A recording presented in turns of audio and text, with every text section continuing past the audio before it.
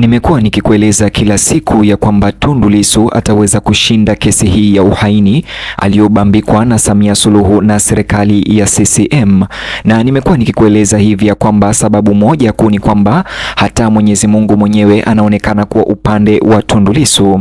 Mtazamaji, taarifa zingine njema zimeweza kuibuka asubuhi ya leo, na taarifa hizi hazijaweza kutoka kwa mwanachama yoyote wa Chadema au kiongozi yoyote yule wa Chadema. Taarifa hizi njema ambazo zinaashiria ushindi wa Tundu Lissu zinatoka kwa mtu ambaye anatumikia serikali ya Samia Suluhu na pia anatumikia umma wa Watanzania. Mtu mwenyewe ni Jaji Mkuu Masaju. Je, Jaji Mkuu Masaju ameweza kuzungumza nini ambacho kimekuja kama taarifa njema kwa Tundu Lissu? Kaa kitako, jiunge nami hadi tamati niweze kukupasha ripoti hizi njema kuhusu kesi ya uhaini ya Tundu Lissu inayoendelea Mahakama Kuu ya Dar es Salaam, na ambayo sasa imeweza kusimamishwa na kuweza kuhamishiwa Mahakama ya Rufaa Tanzania. Bonyeza alama like kisha bonyeza neno subscribe na alama kengele chini ya video hii kabla ni kujuze haya yote. Matamshi ya hivi sasa ya Jaji Masaju kwa mara nyingine yameibua mjadala wenye nguvu wa kitaifa, yakivutia mvutano unaokuwa kati ya sheria ya kikatiba na ushawishi wa kisiasa nchini Tanzania. Akizungumza kwa udhabiti mkubwa, Jaji Masaju alitoa wasiwasi juu ya kuongezeka kwa utegemezi wa maagizo au masharti badala ya kuweka mifumo ya kisheria. Alitoa wasiwasi juu ya kuongezeka kwa utegemezi wa maagizo au masharti makuu kutoka kwa viongozi wakuu wa serikali badala ya kuweka mifumo ya kisheria ya kiutawala ndani ya nchi. Ujumbe wake ulibeba onyo la kina kuwa taifa haliwezi kujiendeleza kwa maelekezo ya kila siku huku likipuuza misingi ya kikatiba inayohakikisha utulivu, haki na uwajibikaji. Msingi wa hoja yake Jaji Masaju ulikuwa ukosoaji mkubwa wa mazoea ya uongozi nchini Tanzania ambayo yanatanguliza maagizo au masharti ya viongozi ya muda mfupi kuliko kanuni za muda mrefu za kisheria mahakamani na sehemu nyingine katika katiba ya taifa hili letu la Tanzania. Jaji Masaju alisisitiza kuwa utawala unaozingatia amri badala ya kisheria unahatarisha kumomonyoa taasisi za kidemokrasia. Tukumbuke Jaji Masaju anazungumza haya muda mchache ama siku chache tu baada ya kutamka ya kwamba kuna kesi ambazo zinacheleweshwa kimakusudi mahakamani na kuweza kulikemea vibaya suala hilo, na watu wakaweza kulinganisha matamshi ya Jaji Mkuu Masaju na matamshi yale ya Tundu Lissu aliyoyazungumza hivi majuzi mahakamani, akilalamika ya kwamba mawakili wa jamhuri wanafanya makusudi kuahirisha kesi yake ili kumchelewesha na kufanya aweze kubaki korokoroni kwa muda mrefu. Hata hivyo, tukirudi upande wa Jaji Masaju, alipendekeza kuwa viongozi wanapotoa maagizo ambayo yanapuuza au kupuuza michakato ya kisheria inajenga historia ya hatari ambapo utawala wa sheria unakuwa wa pili kwa mamlaka na hivyo kudhoofisha imani ya umma kwa taasisi za serikali na mahakama. Matamshi ya Jaji Masaju pia yaliangazia nafasi dhaifu ya mahakama katika mazingira kama hayo. Hata hivyo, alidokeza kuwa mahakama lazima zisiwe vyombo vya kutekeleza maagizo ya kisiasa au maagizo kutoka kwa viongozi wa kisiasa, bali zinapaswa kubaki walinzi huru wa haki.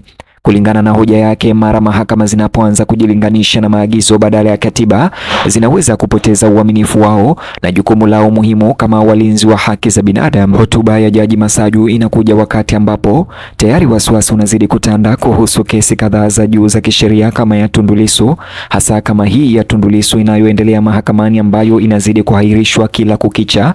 Hali ya muda mrefu ya kesi hii ya Tundu Lissu imeibua maswali mazito kuhusu iwapo taratibu za kisheria zinafuatwa au ushawishi wa nje unachagiza mwenendo wa haki. Maneno haya ya Jaji Masaju sasa hivi yametafsiriwa kama utetezi kwa kesi hii ya Tundu Lissu ambayo imekuwa pia ikicheleweshwa kwa muda mrefu.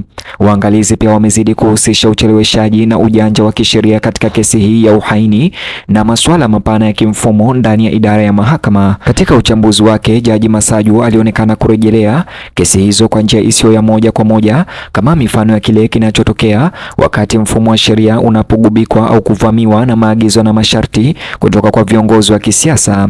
Alionya kwamba mahakama inapochukuliwa kuwa inafanya kazi chini ya maagizo au masharti, inadhoofisha kanuni ya haki na usawa mbele ya sheria.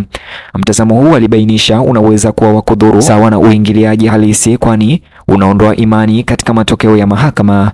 Suala la haki za binadamu pia lilikuwa msingi wa wasiwasi wa Jaji Masaju. Alisisitiza kuwa katiba si waraka wa kiishara tu, bali ni mfumo wa sheria uliobuniwa kuwalinda raia dhidi ya matumizi mabaya ya madaraka. Wakati viongozi au taasisi zinakiuka taratibu za kikatiba, inaweka haki za kimsingi hatarini. Katika hali kama hizi, watu wanaokabiliwa na vita vya kisheria wanaweza kunyimwa haki kwa wakati unaofaa, kusikilizwa kwa haki na mchakato unaostahili.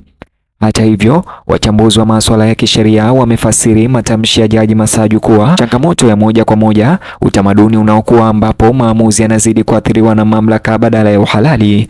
Wanasema kuwa hotuba yake inatumika kama ukumbusho kwamba mahakama lazima ipinge shinikizo lolote ili kuendana na matarajio ya kisiasa. Badala yake lazima ifuate katiba kama sheria kuu bila kujali hali ya kisiasa nchini. Mwitikio wa umma kwa hotuba hiyo umekuwa mchanganyiko lakini mkali. Wananchi wengi na mashirika ya kiraia wamekaribisha msimamo wa Jaji Masaju, wakiuona kama utetezi wa kijasiri kwa utawala wa kikatiba. Wanaamini kuwa maneno yake Masaju yanaakisi masikitiko ya Watanzania wengi wanaohisi kuwa taratibu za kisheria wakati mwingine hugubikwa na masuala ya kisiasa. Kwa upande mwingine, wakosoaji wengine wamefasiri matamshi hayo kama ukosoaji wa hila wa mtindo wa sasa uongozi nchini Tanzania, ambao wanasema unategemea sana maagizo na masharti kutoka juu ili kufikia malengo ya kisiasa. Mtazamo huu umeongeza safu ya unyeti wa kisiasa kwenye mjadala, kwani unazua maswali kuhusu uwiano kati ya mamlaka ya utendaji na uwajibikaji wa kisheria. Uhusiano wa kesi ya Tundu Lissu unaendelea kutawala mazungumzo mengi. Waangalizi wanahoji kwa ucheleweshaji na utata wa kisheria unaozunguka kesi yake ni mfano wa wasiwasi ambao Masaju aliuangazia. Hata hivyo, kesi hiyo sasa imekuwa kitovu cha mijadala kuhusu iwapo haki inatekelezwa kwa haki au ikiwa inasukumwa na mambo nje ya ukumbi wa mahakama. Onyo la hivi punde la Jaji Masaju kuhusu hatari za kuhalalisha utawala unaotegemea maagizo kutoka juu linasikika sana katika muktadha huu. Alipendekeza kuwa ikiwa vitendo hivyo vitaachwa viendelee bila kudhibitiwa katika taifa hili letu, vinaweza kuweka mfumo ambapo matokeo ya kisheria yanaweza kutabirika kwa kuzingatia maslahi ya kisiasa badala ya ushahidi na sheria. Hii, alisema, itakuwa kikwazo kikubwa kwa demokrasia na utawala wa sheria. Kwa hivyo mahakama inajipata kwenye njia panda muhimu.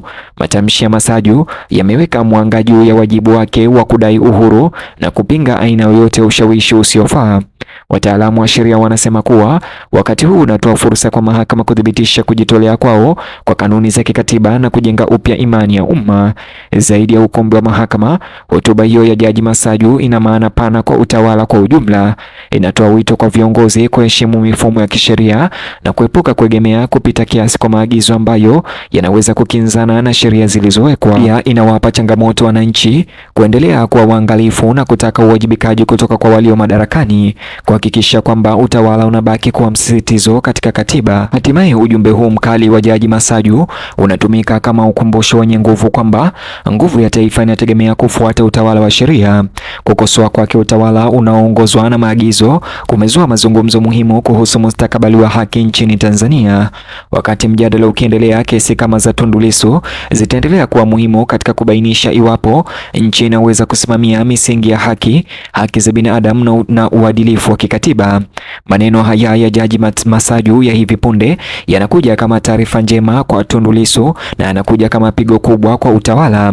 Mtazamaji, nijuze maoni yako kuhusiana na matamshi haya ya Jaji Masaju. Je, unaona matamshi haya yake huenda yakamsaidia Tundu Lissu mahakamani na kuelekea katika ushindi wa katika kesi hiyo ya kubandikwa ya uhaini? Na kuachia uwanja huo wa comment section unijuze maoni yako. Vile chukua sekunde yako moja, share video hii kisha like, alafu subscribe kisha bonyeza kibox hicho kwenye screen yako kwa taarifa zaidi.